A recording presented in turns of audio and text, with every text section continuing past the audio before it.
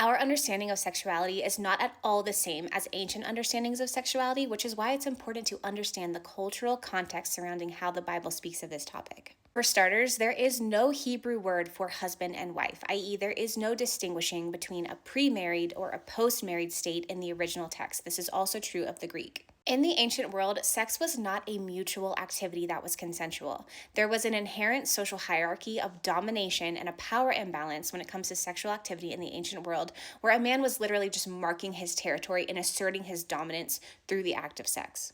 In other words, sex in the ancient world was something that a man did to others versus the reciprocal understanding of sex we now have. Well, most of us. In the ancient world, if a man was submissive during sex with his own partner, this was seen as problematic, and that man would have been seen as ritually impure for taking on a non dominant role during sex.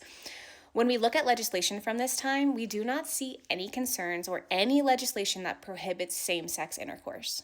You don't see the church today teaching that reciprocal consensual sex is anti-biblical, though it technically is according to the text in context. You also don't see the church today prohibiting women from taking on a dominant role during sex. That would be really weird, though this is also considered anti-biblical and would have resulted in a man being seen as ritually impure for a month.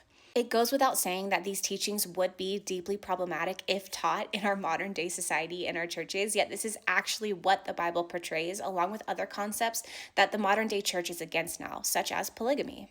We seem happy to adjust our understanding of these particular topics for modern day, but we refuse to accept that in the ancient world, rebuking same sex relations was in reference to dominance and sexual assault and did not have to do with sexual orientation because the concept of sexual orientation was not even a concept when these texts were written.